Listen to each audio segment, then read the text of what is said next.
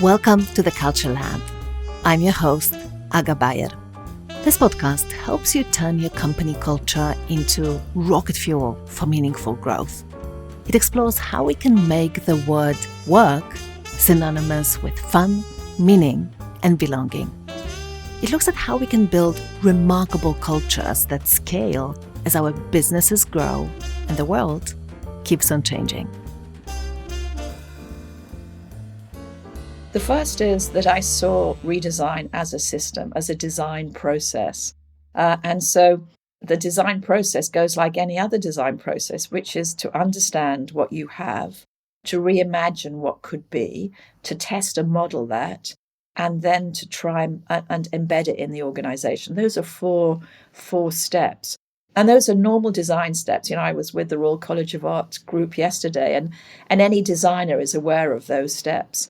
But I think what's particular about the redesign of work is the understanding phase, because it seems to me, and coming back to your earlier question, that there are three things we need to understand. We need to understand people, their motivations, their life stage, their aspirations. But we also need to understand the job. What is it that the job requires? What is this job about? And thirdly, we need to understand the connections and the networks that bring people together. And those are three things. Psychologists tend to look very much at the individual and don't really look too much at the job. Sociologists look more at the job. But it seems to me that's the missing link, really, which is to say, what is the job that you're doing? Could that be redesigned? But what are the tasks that help you to be as productive as possible? Hey team, welcome to episode 99 of the Culture Lab podcast. This episode is brought to you by CultureBrained, a one-of-a-kind global community for leaders and culture champions who want to learn new ways of cultivating remarkable cultures at scale in this brave new world of remote and hybrid work. The CultureBrained community is where we come together to answer some pretty darn hard ungoogleable questions about culture. And our members get to participate in things like weekly huddles, masterclasses, flash mastermind groups, and talks from world-class experts on culture. And many of these experts from this podcast. But most importantly, we facilitate deep peer-to-peer connections. Because making work synonymous with fun, meaning, and belonging, it's definitely not a task for a single person. It requires tapping into the collective wisdom of bold, kind, and curious culture leaders who are on a mission to redefine and, frankly, decrapify work. So, if this sounds like something you'd like to be a part of, check it out at tiny.1/CultureBrained. And don't worry, you don't have to write it down. There is a link in the show notes.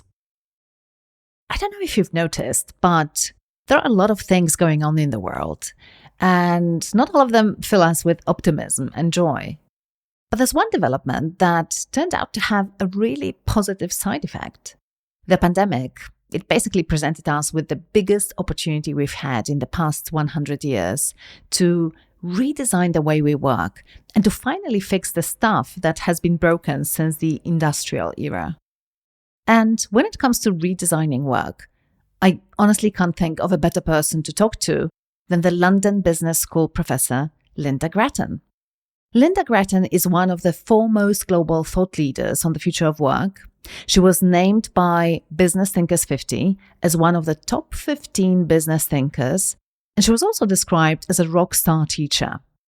Her research on hybrid work was featured as the cover article for Harvard Business Review in May 2021, and she explores issues of work in her MIT Sloan column. So, with no further ado, here is Professor Lynda Gratton. Hi, I'm Lynda Gratton. I'm Professor of Management Practice at the London Business School. I'm founder of HSM Advisory, and I'm a writer. Lynda, welcome to the Culture Lab. I am so thrilled to have you here with us. I've been a huge fan of your work for many, many years. And so I'm so excited about this conversation today. Thank you for being my guest. Thank you very much. Thank you for inviting me, Aga. Lynda, we kick off these conversations with a question that is not entirely related to your work, but I find that eventually we connect the dots going backwards. And the question is about the early cultural influences that shaped you as a person. If I asked you what they were, what comes to mind? Funnily enough, Aga, I, who have written 11 books about business, I'm currently writing a book about myself. Yeah, over the last year, I've pulled up what I call raw memories, and I have many of those. And what I've learned from that is, even though I'm a psychologist, and I can say, I'm a Myers-Briggs, INTP, and whatever, the truth is we're all incredibly complex. And I've been influenced by so many different experiences, by so many different people. And I think for me, one of the things that's come out of my work on myself is just how many fragments make each one of us up. I love that. And I find this to be very, very true in my personal life as well. And also in my culture work, because we are members of so many cultures and they influence us to such a great extent. So I'm looking forward to this new book. When is it coming out? Oh, I have no idea. I'm trying to call it, in fact, in my computer, it's just called Creative Project. Ooh. So there you are. It may never see the light of day, but I'm loving writing the story of my life. I hope it does see the light of day. Lynda, you've been a professor at London Business School for 30 years, and you had a front row seat, I'm sure, to how companies approach organizational design and how they approach work.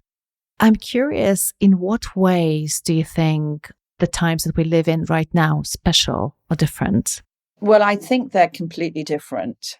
I have been talking about organizations changing, and I've been interested in why organizations change for many years.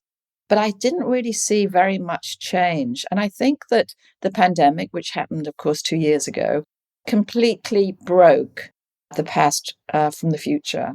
If it had only lasted a couple of months, I don't think it would have had such an impact. If we hadn't had such incredible technology, I don't think it had such an impact. But as it happened at a moment when the technology was in place and we were around for 2 years working in a different way. And what I'm observing now is, and what I'm writing about now, is what's happening now after 2 years when everyone's back, what's being played out right now. And I think it's the biggest break we've seen with the past. One thing that comes to mind, referring to that change and to the new ways of working, is what Satya Nadella, the CEO of Microsoft, said recently. He said, we are going to have to learn our way into this.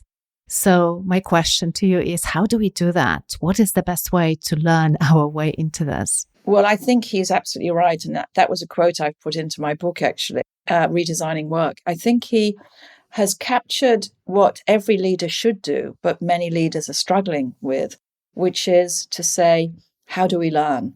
And the difficulty of learning, and I have some reflections on this because one of my interests is in adult learning, and I sit on a community of people interested in adult learning, is that it's actually quite difficult for adults to learn because it means not just learning something new, but also unlearning, letting go of things.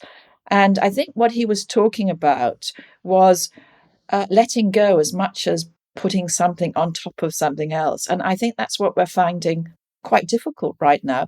I think many leaders are finding it difficult to let go of the idea, for example, that you measure performance by seeing how many people are in the office. They're finding it difficult to let go of the idea that the more hours you work, the more productive and successful you will be. So it's a really important point. And I feel, in fact, I'm just writing about this right now, that this experimental mindset that he has is going to be crucial. Not very many CEOs have that mindset, by the way. He's rather unusual, but it is going to be crucial. Yeah, I absolutely love the way he approaches shaping culture as well. And I remember at the very beginning when he said, we need to shift from a culture of know-it-all to the culture of learn-it-all. And it seems like really Microsoft has lived that and moved in that direction in the past few years. Of course, results followed, as we can see. And I do agree with you that we don't see a lot of CEOs who have this mindset. So for the people who are listening, some of them definitely not in a CEO position, how do you influence internally your key stakeholders to embrace more of that mindset? Because it strikes me as something absolutely necessary right now. Well, that's just a great question. And it's the question that I'm actually grappling with at this very moment. Because as well as being a professor, I also have founded a consulting practice which advises companies all over the world. And we've been very active in helping people think about these new ways of working. And what I'm beginning to realize is that to make the point for change now, you need information and data. So, what we've been doing is really to help leaders understand what it is people are saying about what they want and what they don't want, to help them understand how jobs are configured and help them understand networks and how networks work. Because as you think about making change, the more that the CEO or the leader can understand what it is you're trying to do and what the outcome will be, then the more important that is. And a CEO is primarily interested in the success of their organization, mostly measured by shareholders. And so that's the lens that they're looking through, and rightly so. That's what their role is. But we who are engaging them and helping them have to help them understand the people side of the business with as much insight as the finance director is going to be helping them understand the money side of the business. So we've got to bring data, be that qualitative or quantitative, onto the table so people can make important decisions. Let me give you an example of that. There are a number of CEOs of particularly investment banks who have said we want everybody back into the office full time. I've been supportive of that. I think that's a job of the CEO, is to say what they think is going to help their organization. But in making that decision, they need data. So they need data like, are people less productive at home? Or if we have no flexibility, will we lose some of our most talented people? Because without that data, they're making decisions just simply on their own preferences. So I think that, we understand culture through observation, and those observations, be they qualitative or quantitative, are really crucial. Yes, absolutely. And it's interesting because without data, you basically only have opinions. And again, referring to Microsoft, they've recently published some research that they've done. And it seems like, I think over 80% of managers and leaders feel like their team members are less productive working from home. And an equal percentage of employees, their team members, believe that they are more productive at home. So there is a huge gap in perception. And I think we need to find a common ground there. In your work, you focus a lot on the jobs instead of people. And I'm wondering, is this one of the reasons why? Because you're trying to bring some neutrality and objectivity into the conversation. Yes. I love the word common ground, actually, and actually I mentioned that Microsoft data. I have a column in the Times of England, Times of London, and I had my column on Monday, and I mentioned that very piece. And I think Microsoft, by the way, have been brilliant at publishing their data. And the Microsoft research team are very, very thoughtful about that. But we have to really think about the data that we've got and how we use that data. And we have to help leaders make the right calls through the observation of what they see, so that, as you say, they're in a better position to pull together these multiple stakeholders.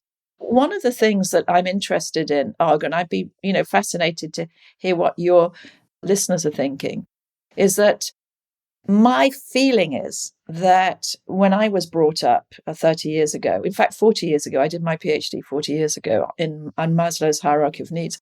I was trained as an organizational development specialist at British Airways. So I got training in Ed Shine's work, in systems thinking, and so on. I don't feel that the current generation of HR people have really got that sort of background. And I think it's beginning to show, really. And those that you who have, that's just wonderful, because what we're facing now is a complex system. a dynamic, complex system, and we have to understand it as exactly that. Yes, I absolutely agree.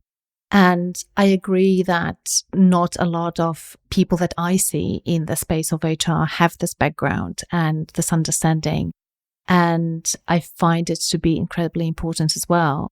So to your point about that, at the same time, what I also see is a lot of professionals in the space being genuinely committed to creating a workplace that enables people to do the best work of their careers. So if you were to guide our listeners as to the ways of thinking and the questions that we need to start asking to redesign our workplaces in a way that is conducive to great work and incredible outcomes that these organizations need to happen, what's the best place to start? That was exactly the question that I addressed in my book, Redesigning Work. And I want to make sort of two comments about that. The first is that I saw redesign as a system, as a design process. And so the design process goes like any other design process, which is to understand what you have, to reimagine what could be, to test and model that, and then to try and embed it in the organization. Those are four steps. And those are normal design steps. I was with the Royal College of Art group yesterday, and any designer is aware of those steps. But I think what's particular about the redesign of work is the understanding phase, because it seems to me, and coming back to your earlier question, that there are three things we need to understand. We need to understand people, their motivations, their life stage, their aspirations. But we also need to understand the job. What is it that the job requires? What is this job about? And thirdly, we need to understand the connections and the networks that bring people together. And those are three things. Psychologists tend to look very much at the individual and don't really look too much at the job. Sociologists look more at the job. But it seems to me that's the missing link, really, which is to say, what is the job that you're doing? Could that be redesigned? But what are the tasks that help you to be as productive as possible? And I think networks, and I know some of our listeners will be familiar with network theory and perhaps use network theory analytics in their own company. What that helps you to do is to understand how knowledge is transmitted, how new ideas and innovation occur. And that's really, really important. And just more recently, I've been talking quite a bit about friendship at work as a site of friendship. Because we know that people stay because they have a friend at work and they leave because they hate their boss. As we change the way we work, how can we be sure that we still have those opportunities to have a friend at work? Recently I had Professor Robin Dunbar on the show, and we had this very conversation about friendships at work and what impact the new way of working, especially remote work, might have on that. And frankly, he wasn't very positive that remote and hybrid models are going to stick. What he told me was just look at history and what happened. And his opinion was that we do need these relationships. We do need these relationships at work. And so we will probably bounce back to the old model. But of course, this is just a hypothesis, and I think only the future will show. Yeah, I don't agree with that. And in fact, I'm writing about that just today. And here's the reason I don't agree with that. I actually don't believe that people will want to work virtually. I totally agree with that. But I think they'll want to have hybrid. And here's why. One of the things that I look at in my work, and I started off right with it when I wrote a book called The Shift, is the big shifts that shift the way that we work. And there's three that I teach at London Business School because I have a class there. I have a class on the future of work. And those three are demography. You might know I wrote a book with Andrew Scott called 100-Year Life. I've read it and loved it. Oh, good. Which is about what happens when everyone lives to 100. Technology. We're in a time of constant technological change. And thirdly, what's happening to families and the sort of lives we're living. And if you look at those three trends, when you live to 100, you're likely to be working into your 70s. And nobody wants to work into their 70s in the sort of, I've got to get into the office every day mode. It's just not possible. We need a great deal of flexibility. Second, and in the book, we talked about this multi-stage life. Secondly, technology means that we have to upskill all the time. When do you do that? How do you find time to do that? You need time. Time becomes an incredibly important asset. And in terms of families, most women and mothers now work. So we need flexibility. So I think that the Times article I wrote on Monday was called The Battle for Hybrid, and the battle is now on. But I think it's going to be, I don't think that many companies are going to be able to say to all their employees, I want you back in the office full time, unless, they're at one of the high-end law firms or one of the investment banks where they're actually going to pay you a lot to be there all the time. And they have to work on the assumption there's a whole bunch of really smart people who don't want that deal. Yes, absolutely. And I think when this happens, I had been a part of a similar system. You basically go into that situation with the assumption that you will stay for a few years, learn a lot of things, and then leave. So I think it might have a major impact. That approach might have a major impact on retention of talent for these companies as well. Yeah, that's not to say, by the way, that networks and connectivity isn't important. Dunbar's work is fundamental to our understanding of that. And I think it's one of the things that I'm feeling at the moment with regard to ways of working is there's a lot of stakeholders who are saying, this is what I think. I was talking to architects yesterday. They said, oh, the office is the most amazing place. We design them, we love them. But sociologists like Dunbar are saying, well, actually, it's going to, if everybody's at home, it's not going to allow relationships to form. So we're in a period now where we're really learning, and this is why data is so important, about what's possible. We have very little experimental data on, for example, how productive people are at home, or how many days a week, or what does it mean for teams when some of them are there and some of them aren't. So we've got a lot of learning, which is, of course, why the Microsoft CEO is so much on point when he says this is a process of learning and iteration. Yes, exactly. And so I want to circle back to what you've mentioned earlier about understanding the jobs and what jobs require from us, because this is an objective view on what is needed. And I really appreciate the work that you've done and the analysis that you've done in terms of the different tasks that requiring different things. Could you walk us through this a little bit to help our listeners to think about redesigning work with that lens? Yes. Well, I really called out 3 types of task. The one is a task where it's a focused task. It's a task where, for example, I'm a writer. So I spend quite a considerable amount of my time, I would say 30% of my time, on a task which is a high focus task. And by that, I mean, I need to be on my own. I don't want to be disturbed. I need to manage my boundaries, and I need at least 4 hours, 3 or 4 hours. This idea you can multitask, there isn't any evidence of that. You actually, to do deep work, you need 3 or 4 hours, and I block those out. Now, actually, I can do that anywhere as long as I'm undisturbed. So this is a place agnostic task, but it's a lot to do with time because I cannot be interrupted. I can't have my Outlook coming in all the time and my email bumping in. I can't do that. So I have to control. The second is coordination tasks. So, for example, let's imagine you're in a team where you've got another team in another country working on a project together, and you need to coordinate in 2 ways. One is you need to send them stuff so they can look at it. That's asynchronous. And then there's other times where you say, well, it would be great if we could all get together. And that's synchronous. And you don't have to be in the same place to do that. That's been the marvel of the technology. And then the third task is really an innovative cooperative task where you think actually getting together with other people is going to be really important. I need to do that. And to do that, that's where a place, it doesn't have to be an office, but a joint place could be absolutely great. We're also learning, by the way, in terms of friendship, that of course, work isn't just about getting work done. It's also about making friends and enjoying yourself. So there's an overlay. But basically, I think that those 3 different types of tasks, focus, coordination, cooperation, require different time and place antecedents. And we need to think about what that is. And indeed, there are some companies who are doing that right now.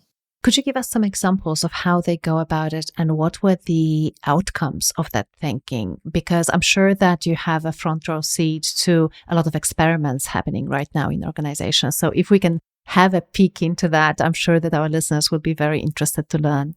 For example, and I mentioned these are examples that are public now in my book, Redesigning Work. But one example is a Canadian fund. During lockdown, they realized that they have many different nationalities. Those nationalities had gone back to their home country. They'd often got locked down. They couldn't come back to Canada. And they actually found that they could be pretty productive. And that was because the job is primarily a job of focus. They're analyzing company data. They're thinking about what's going on. They're working stuff through. So they came up with the experiment that said, you can work anywhere you want for 3 months a year. Now, there's big important tax implications to that, which I won't go into, but that was an experiment. Another experiment is one that Fujitsu did, the Japanese technology company, where they said, look, it's a big deal for us to get everybody out of the office because Japanese culture is that you come into the office all the time. And we want to change the way we work. And we want to use the pandemic as we don't want to go back to where we were. So what they've done is they're now building 3 types of office. They're building offices in Tokyo where you come in for the day, you do amazing cooperative, innovative tasks. So, the office is a place of socialization and cooperation. They're also building hubs, local hubs, where you do coordination work. So, for example, you can go there and you have a big screen so you can see all your other team members. And they also have little small spaces because lots of people in Tokyo don't actually want to can't work from their apartment. They're small, the internet connection might not be working. So that allows you just to go down the street, as it were, and have a place where you can work, which has got a printer and a good internet connection. So I think sort of thinking about it creatively, I think is where we need to be right now, and to be capable of running those experiments. And then seeing if they worked. I mean, I was talking to one of the companies we've been advising for the last couple of years, and they put a number of things in. And the CEO is now saying, I think we might have to take these out. They're not working very well. And that for me is not a sign of failure. It's because they didn't work out the way they'd thought. And that's not unusual because we know that, and this is very important, I think, for your audience who are interested in culture, is that humans find it very difficult to predict how they're going to feel about something. So, if you say to somebody, would you like to work from home 5 days a week? They go, well, yeah, that would be absolutely wonderful. But it's only when they actually start acting it, they realize it's not what they want. And so it's perfectly fine that we're now in a process where we're learning from our actions. Yes, that is so true. I've had a personal experience with one of our interns. It was so interesting because as she was coming into her internship, and we are a remote first company, hybrid for those people who are based in Athens, Greece, where I'm based as well. And so she said she's totally okay with that. She enjoys working on her own, etc., etc. And 2 months into her internship, she said, oh my gosh, I actually enjoy our meetings so much when we come to work together. And I didn't know that. Before coming into this environment. And this is what we see with a lot of organizations we work with as well. So it's so true. We cannot forecast. And that's why it's so important, I think, to have good listening strategies. Because as you say, these are just experiments. And we need to be sure that we really do a reality check and ask ourselves, how is it going?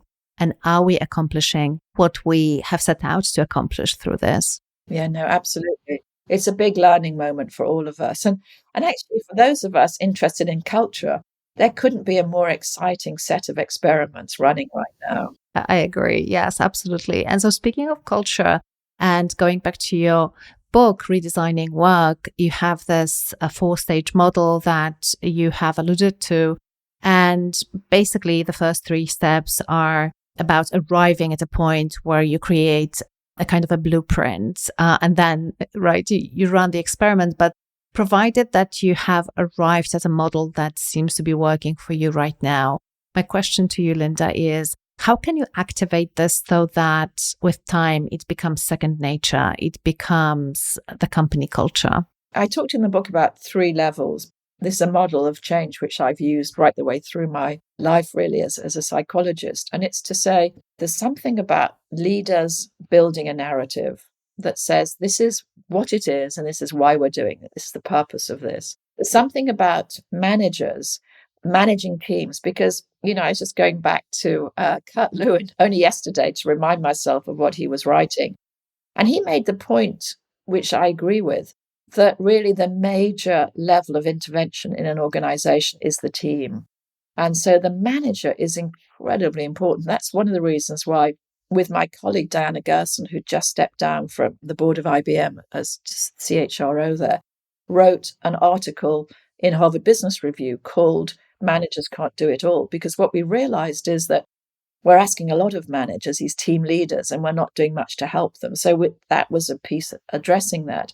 And then the third group, of course, is employees themselves. And that's about how do you hear their voices and how do they get a chance to listen to each other? One of the things that really excites me about the work that my consulting practice, HSM Advisory, is doing is that I'd learned some years ago that getting people to talk to each other and listen to each other is absolutely crucial. And I wondered if we could use technology to do that. And over the years, and this has taken 10 years, by the way, but we now have a platform and a set of moderators all around the world who can moderate a online conversation of up to 50,000 people in any language where they talk to each other about a topic like how do we want to work together? And what I've learned is that, the senior executives are interested in that because they can say, well, what are the trends? What are you finding? But actually, I don't think that's the most important output.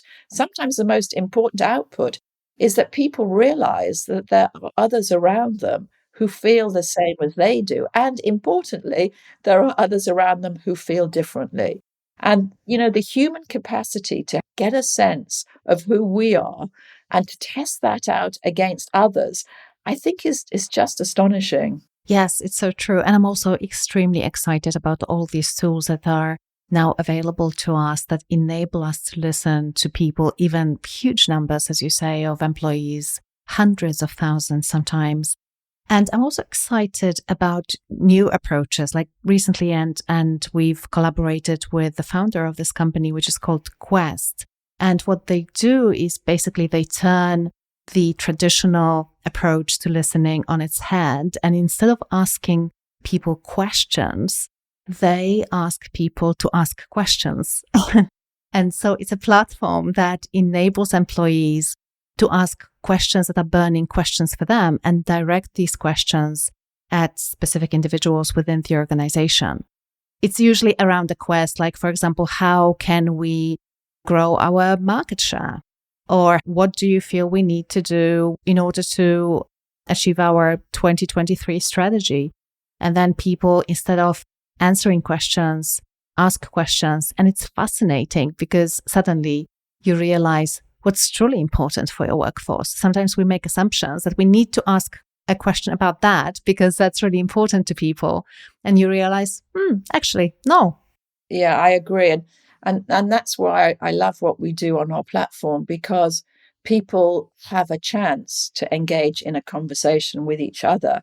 And a conversation like the one you and I are having now, has questions as an element in that. What did you think about?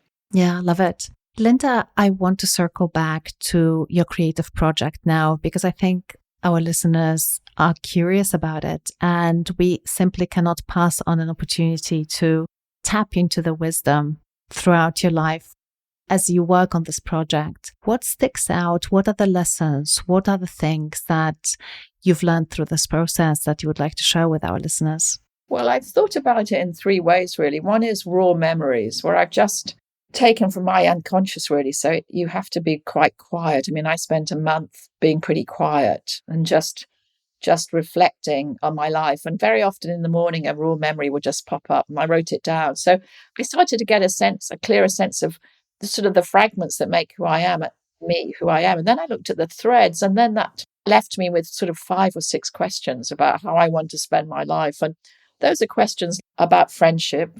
How do I make the most of that? They're questions about living with others. How do you manage your own dream when you have other people's dreams also? They're questions about how do I stay curious? When I looked at myself, the thing that came out about me is that I'm very curious. That's apparent in many different ways. And how do I stay curious?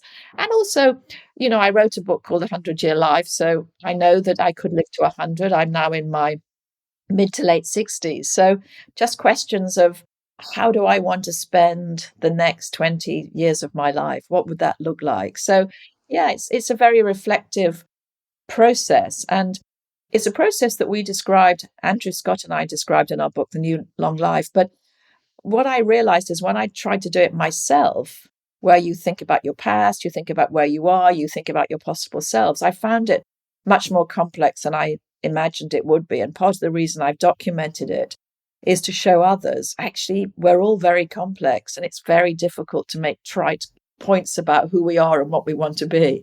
We are contradictory. We are making ourselves, as it were. So it's really about how do you create a sense of yourself and how also do you build possible selves, the things you could be going forward rather than simply replicating where you are.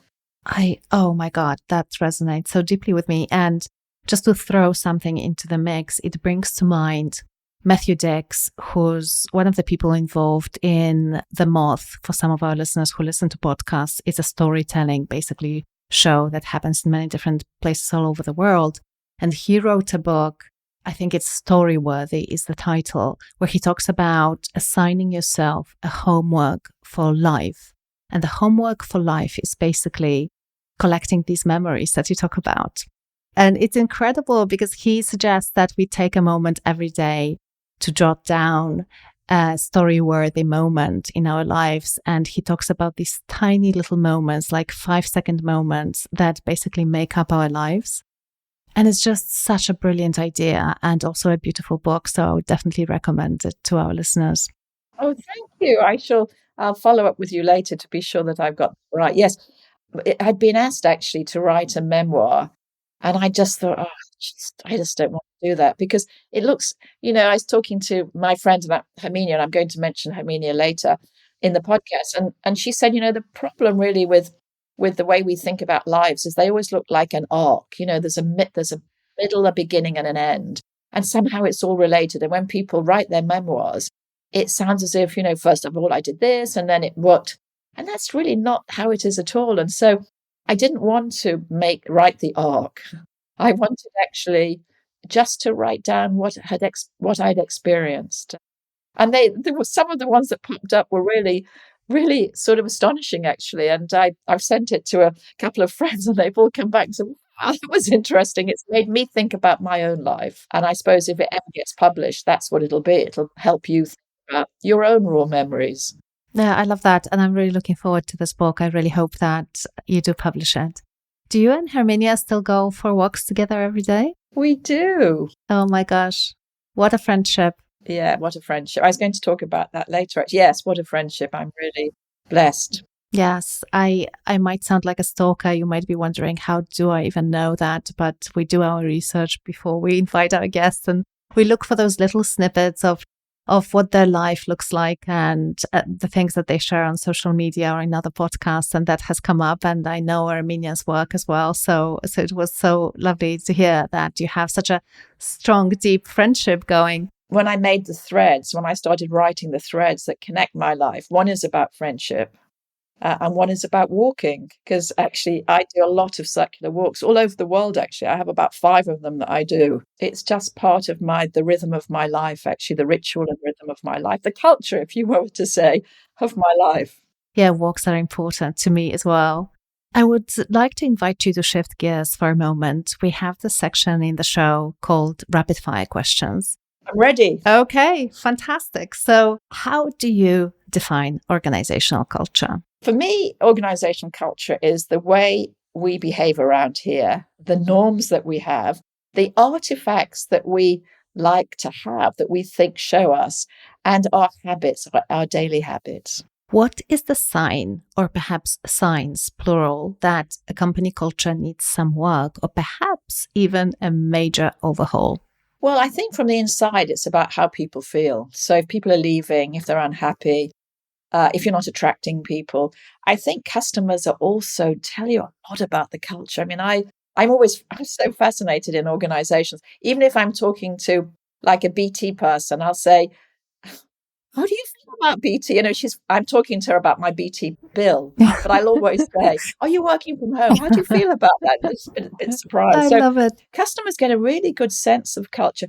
And then also investors. I read the FT as many of us do, and I'm very close to the investor community, and they sniff it out really quickly, and they will say, I'm worried about this company. And you'll say, well, why? They say, why, and they have all sorts of really interesting ways of thinking about organizational cultures. Can you give us just one interesting way that I got curious now? They particularly look at your CEO. So, if they see some particular behavior of the CEO that's worrying them, or they see that they can go to Glassdoor now and look at what people are saying about your organization. So companies are much more transparent than they used to be. And investors, be they, pension funds or whomever invests in your company, are watching what they think your culture is. Yeah. Do you admire any companies for their culture? And if yes, why? I'm going to do a really horrid thing here, which I normally wouldn't, which is to say the company I admire most is my own. Yay!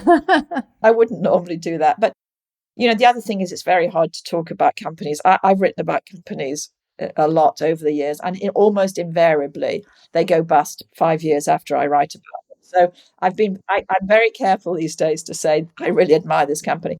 I'll tell you what we tried to do with HSM Advisory is actually to work from the culture out. So if you come into our offices, you'll see the artifacts are about who we are.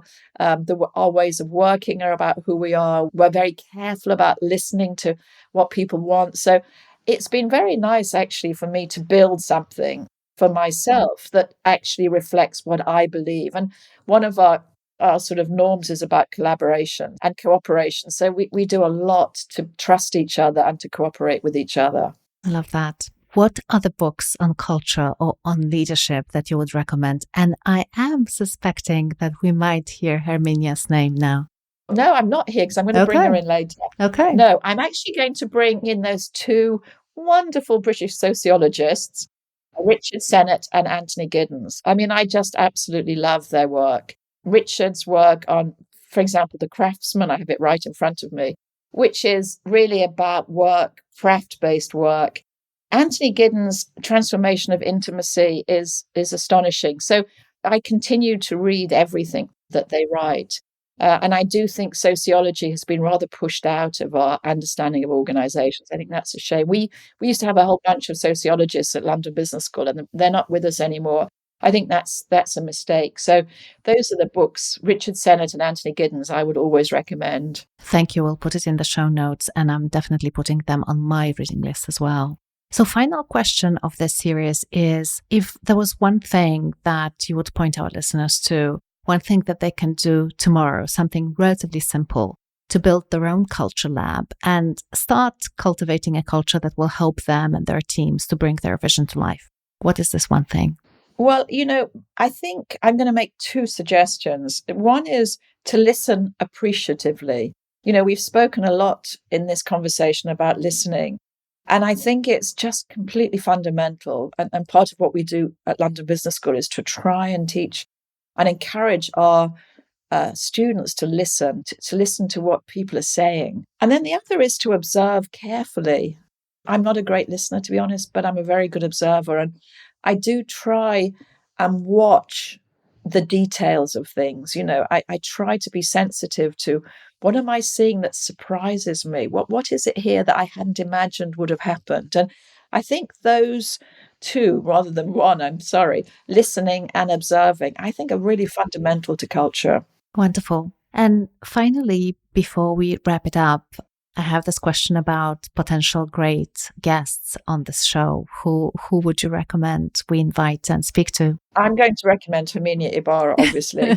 And I do think her book on working identity is the go-to book about change. And I have it on my desk. I still look at it.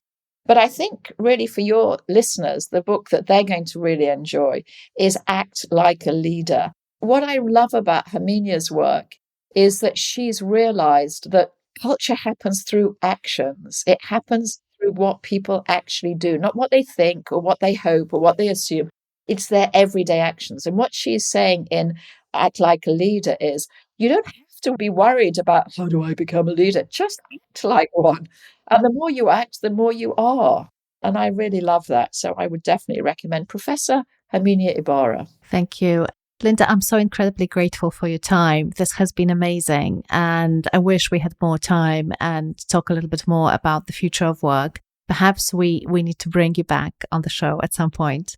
One final thing, and that's simply because I just have gotten so curious. You spoke to me about the value of friendship. You've mentioned Herminia a couple of times. What is the secret to building a long-lasting, deep friendship in your view? Well, it's actually about listening. I've been very influenced by Robert Waldinger. He's a psychiatrist who runs the center in Harvard about how adults develop. And it's been following people for the last 80 years, not he personally, but his teams, over time. And what they've found is that friendship is the mark of a happy life and long-term friendship. So I've written quite a lot about friendship recently. Maybe we can show that in the show notes. Yes. And what I'm really saying is that we don't always know that giving time to friends is important. We think, well, I just need to do another email or because we're very focused on the short term. But what we fail sometimes to notice is that we're losing the very time when we could be reaching out to people. And so I reached out to my friends who I think are great at friendship and said, how do you do it? And it was about appreciation, really.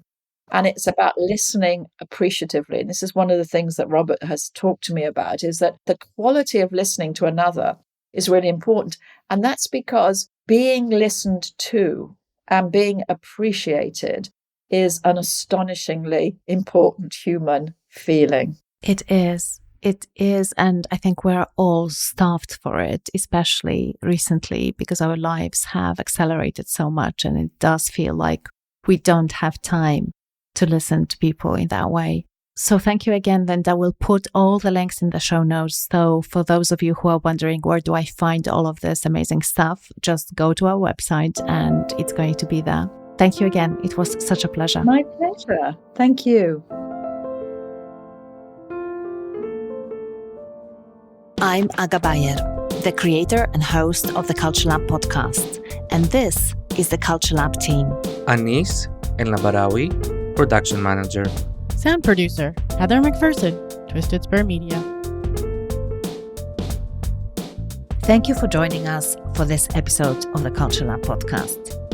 Professor Gratton and I, we hope that you got inspired by what we talked about, and most of all, that you will use some of what you learned to redesign your own workplace. And if you'd like an opportunity to interact with the guests of the Culture Lab podcast, you might consider joining the CultureBrained community. CultureBrained is a one-of-a-kind global community for culture leaders who look for new ways of cultivating remarkable cultures in this brave new world of remote and hybrid work. If you're in charge of a culture-shaping project, and if you believe that work should be synonymous with fun, meaning, and belonging, you'd probably feel right at home in our community. You can learn more at tinyurl.com/CultureBrained, and you'll find the link in the show notes. And now it's time for the preview of our next episode. And this time, my guest is Jessica Hayes. Jessica has amassed quite a following among HR professionals frustrated with the old way of doing things and super keen to develop an agile, evidence-based approach to basically serve their people, but also to serve their business and to drive performance. Jessica is currently the COO at Whereby, and in this snippet, she talks about the idea of culture and ways of working being one of the products that the company is building, and the only one that cannot be copied, by the way. So listen to the end of the snippet because her last sentence, it's a real mic drop right there. By the way, Jessica will be a guest in the CultureBrained community soon. So if you are a member already, you will be able to pick her brain on how to use this approach in your own company. Have a listen. The idea of people operations as a product is born from my belief that businesses work on and build 3 separate products at any one time. You're building the product you're selling to your customers. So if you are a SaaS product, that's going to be the final outcome that your customers are interacting with. If you're building an e-commerce, it's what's being delivered and the experience of having it delivered, et cetera, et cetera. The second product you're building is this financial instrument. And this is generally reserved for the executive team to be thinking about. But the financial instrument is something that venture capitalists are buying into. It's the valuation of your business, how well you're deploying capital. And there's a whole product there actually as well that I think you're building. And the final product is, of course, the one that we're going to be talking about, which is the idea of your culture and your ways of working as a product itself. And the way that I kind of analogize this is your culture and your business is a subscription product. So every single month, every single employee in your team is making a conscious decision to continue that subscription. Thanks for tuning in and listening to this episode of the Culture Lab podcast. If you found any moments that were interesting, inspiring, or maybe even game-changing, please share this episode with someone who'd appreciate it. After all, good ideas are meant to be shared.